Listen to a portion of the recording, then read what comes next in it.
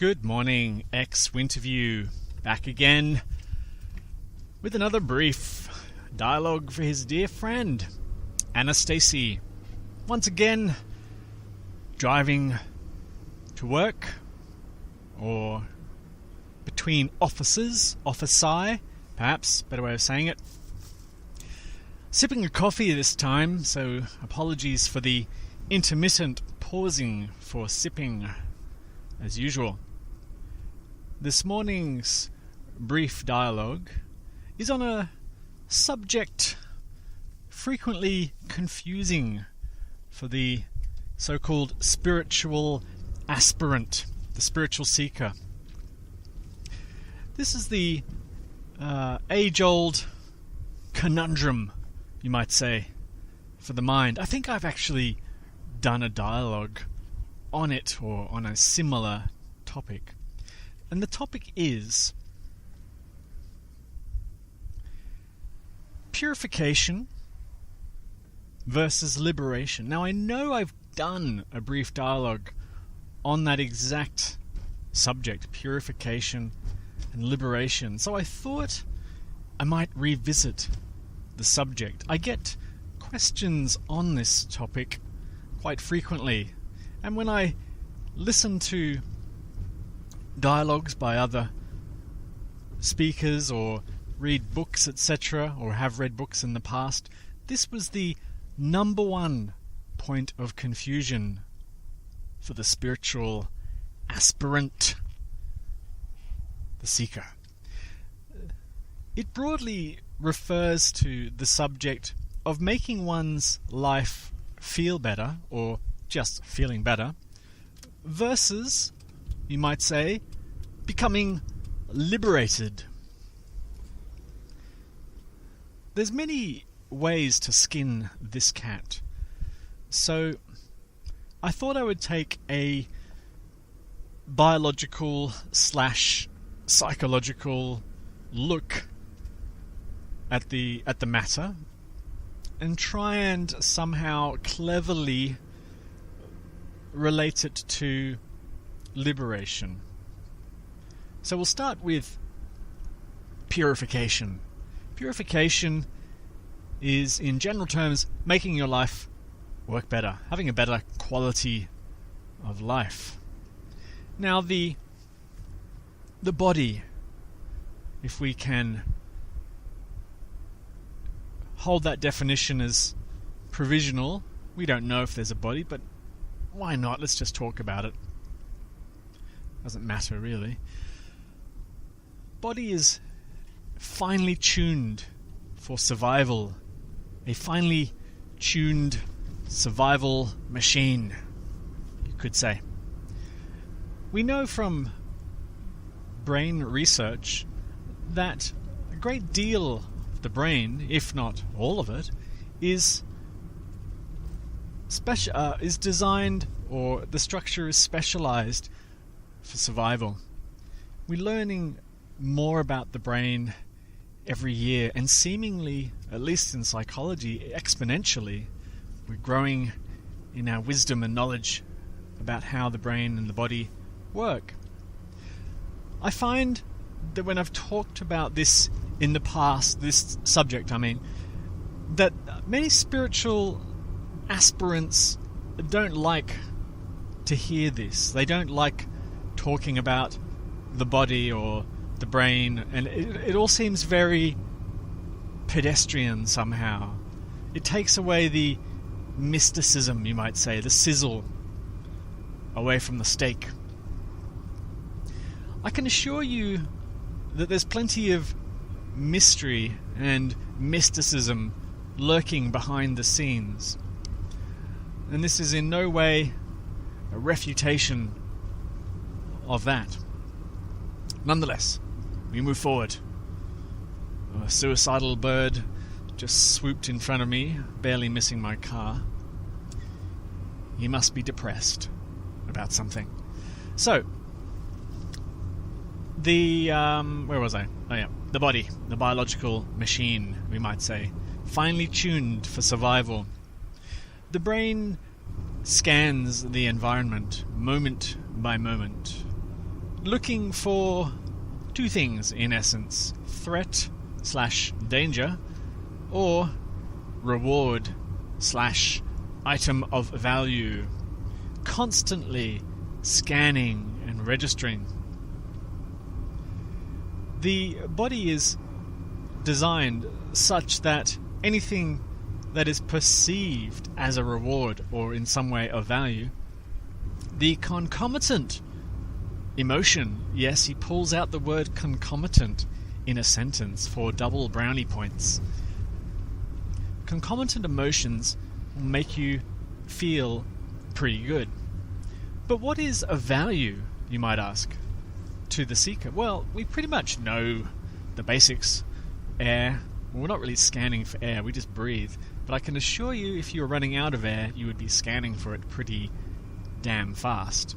Air, food, water, shelter, attractive mates, mate singular, mate plural, mate high. What else? Employment, now that we're getting a bit more complex and human about the whole endeavour. Money, if you were to find money lying around, that would be nice, etc. And when we receive these so-called rewards or items of value, we feel pretty good. Conversely, if we lose any of the above, we start to feel pretty rotten, pretty awful. I could go on and on and on about all the things that we want and we don't want, but I think the picture is clear. The other thing that's going on, and we're learning more about this in psychology every minute it seems, are the impact of our genetic inheritance on our behaviour in the present. Now, when I say our behaviour, I'm referring strictly to the behaviour of the body-mind organism. Or why not even just call it the body-brain? We don't have to go into the mind. The body-brain organism is under the influence of a lot more genetic, let's call it memory. I call it inheritance, it's kind of a sexy way. A lot more genetic inheritance than we had imagined. Take, for example, anxiety or mood disorders in general. Mood referring broadly to anxiety or depression. Mood disorders, it is now thought, can be accounted for in some circles by up to 80% of our genetic inheritance.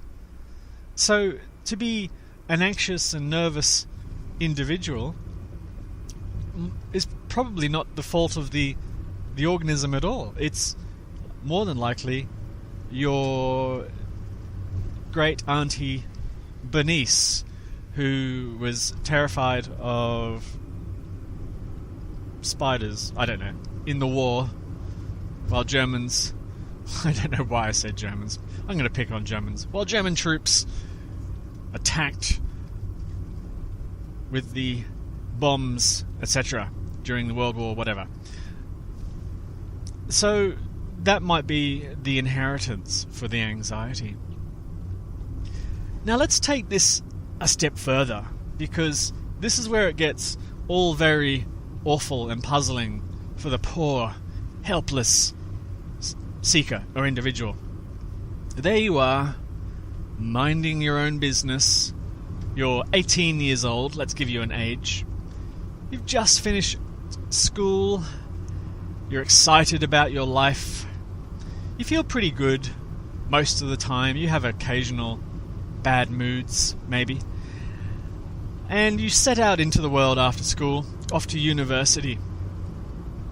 And in the first semester of university, you have a series of difficult events. And the reason I'm picking on university is it's a well-known breeding ground for behavioural/mood meltdowns, especially in the first year.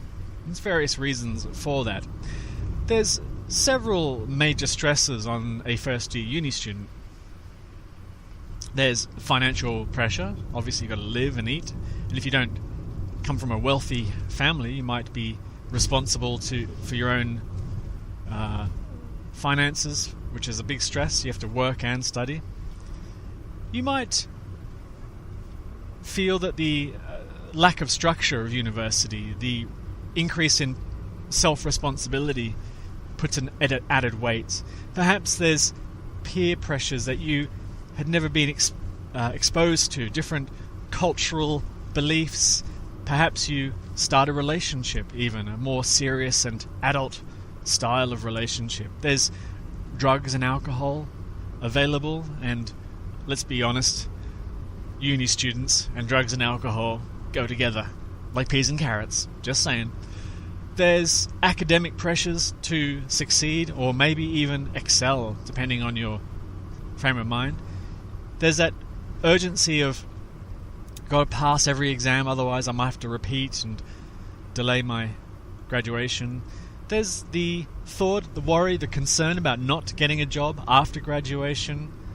And still, this is a developing organism. The adolescent, the 18-year-old, is still developing, let's not forget. Poor old adolescent brain is not fully formed at 18. So those are several of the major stresses. And let's suppose after a bad exam where you fail, and then your boyfriend, your girlfriend decides that they're going to choose this great opportunity to dump you cold, and maybe you lose your job at the pizza place down the road.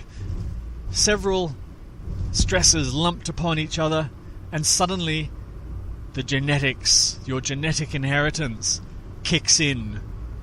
Depression, a creeping, gradual... What is with the suicidal birds this morning? Really? Anyway, the creeping, gradual depression perniciously sneaks and seeps into your life, and suddenly you find yourself thinking suicidal thoughts, crying for no reason, hating yourself, lying in bed all day, unable to function, withdrawing from friends and social stuff, and so on with the depression. Now, this is your genetic inheritance kicking in. But the mind doesn't understand that. The mind thinks, what have I done? What did I do to deserve this? And so on. And it tries to figure it out. Or it takes it on itself as a self-blame. I did this to myself. There's something wrong with me.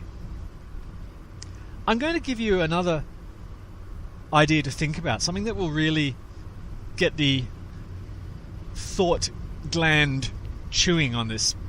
I don't know where that metaphor came from. That's terrible. Anyway, let's not choose depression. Let's imagine that this student starts to feel anxious. They have an anxiety inheritance from their relatives, from millions of years of evolution has provided them with a wonderful inheritance of high anxiety. Now, anxiety is a survival emotion. I could talk about depression in the same way, but it's more complex. Anxiety is a little bit more straightforward. Suddenly, this student in our example is plagued with panic attacks and feelings of nervousness and jitteriness and anxiety that they've never felt before, such that it becomes crippling almost, a clinical level of anxiety. Now, as I said earlier, the mind will report self-blame, self-loathing, self-hatred. I did this, it's my fault, what's the matter with me, and so on, personalizing it completely. I feel like I need a sip of coffee. Hold that thought while I sip my lovely coffee here.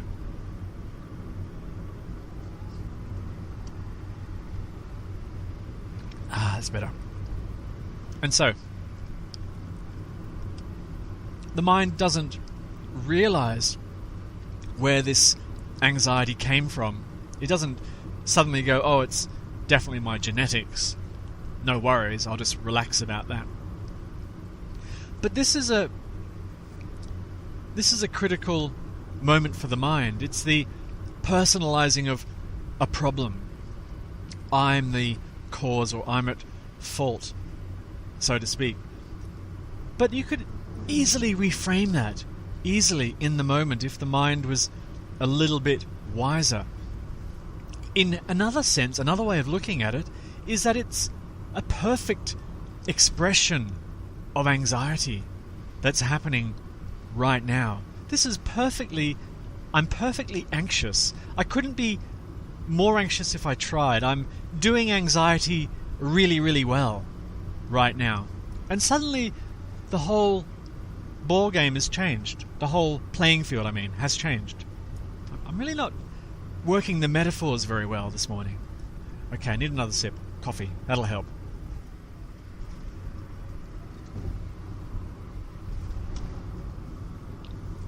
Okay. Here I am now, being perfectly anxious. These thoughts that are popping into my head, that my life is awful and something bad is about to happen, is perfectly a good example of excellent anxiety. Maybe I could improve that anxiety. Maybe I could be a little bit more anxious. I don't know. Maybe I'm not doing anxiety very well. But it seems like I'm doing it very well. In this way, taking out the judgment mechanism of the mind, as in, there's something wrong, I shouldn't feel anxious, we can look at the experience in an entirely different light. This is the culmination of a millennia of survival genetics arising in the present moment, you could say, such that the organism is so finely tuned to threat and danger that the survival odds are increased, because this organism will probably make many false positives. I get this wrong, where you think there's danger but there's not. Is that a false negative? I don't know. Let's call it a false negative. A false positive, sorry. It's a false positive, so it assumes there's danger constantly when there's not. Now, of course it doesn't feel very nice, but at least the survival odds are increased, and that's probably why it's happening in the first instance. You're the net result of a very intelligent super biocomputer that has figured out a survival strategy that works very well. Thank you very much. And that survival strategy for this line of genetics is to be extremely anxious. And within that anxiety, the mind is flooded with thoughts of, oh my God, something's about to happen. My life's terrible. This is terrible. Danger, danger. You've just done something wrong. You're an idiot. Oh my God, how could you do that? That kind of thinking. For those of you listening who experience quite severe anxiety, you'll know exactly what I'm talking about. But this is not a problem. Yet. We haven't made it a problem yet. We've just made it an experience. This is the perfect experience of anxiety. Now let's bring back the spiritual search. The spiritual aspirant, the person who wants God to smile favorably and become enlightened or divine union or whatever, often takes, let's just stick with anxiety or mood as a signal that there's a problem, especially with your spiritual search. I'm not doing the spiritual search right because I'm still really, really anxious. This is where the reason I built up anxiety to this point is to flag the nonsense of the mind's idea that anxiety and enlightenment are somehow mutually exclusive. Enlightenment, this mystical, what would we call it? Should we call it a state? We'll just call it a state, why not? This mystical state has nothing to do with the body-mind entity. It has nothing to do with something in the world. Nothing causes enlightenment. Nothing causes liberation to happen. Liberation is the fantasy for the person who is seeking a way out of the awfulness. So liberation is a signal. Sorry, I beg your pardon. Anxiety is a signal to that mindset that you are not on your way to liberation. So the mind becomes blind in that moment to what anxiety really is. And what it really is in the moment is a survival response, probably gone a bit too haywire for this particular body-mind, but still a survival response nonetheless. And there's no way that reducing the anxiety, getting rid of it, is going to somehow magically transport the imagined person to a state of blissful union with God. Or put it the other way, this state that we call enlightenment, this is the more traditional view, where it's realized that there is no separation, we could say, as a way of defining it, can happen irrespective of the state of the body-mind. The survival of the body-mind is its own business. Whether it chooses anxiety to survive, severe anxiety to survive, that's its, we'll put this in finger quotes, its choice. And that's what the body-mind is always doing. It's always surviving in the way that it knows how. I picked on anxiety because it's a very, very common strategy. I could have chosen anger and bullying. There's a good strategy for survival. That does work, unfortunately. I could have chosen depression as a strategy. Depression draws charity in, draws people into you. Oh, I'll help you. It's a real pulling in of people kind of style of survival. I could have chosen... What else could I have chosen? I could have chosen apathy, which is kind of like depression. I've chosen anxiety because it's very common. So that's what the body-mind is doing for its survival. It's just doing it. It's not someone doing it.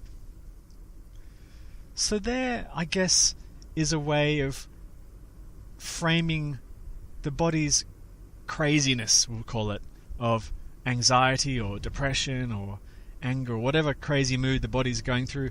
It's just what the body has, in quotes, decided to do to survive. That's all. That's all it is. It has nothing to do with so-called spiritual progress or spiritual growth and so forth.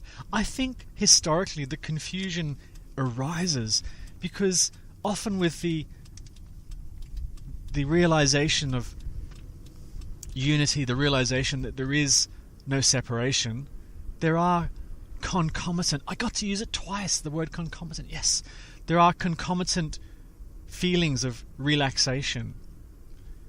And because there's a profound relaxing, it's often thought that relaxing is somehow the key to the whole thing. It's a side effect. That's all. It's a side effect. And the anxiety, if there was anxiety before, is more than likely to come back, because that, once again, is the survival strategy that body-mind knows best. Why? Because that's genetically why it's survived for so long.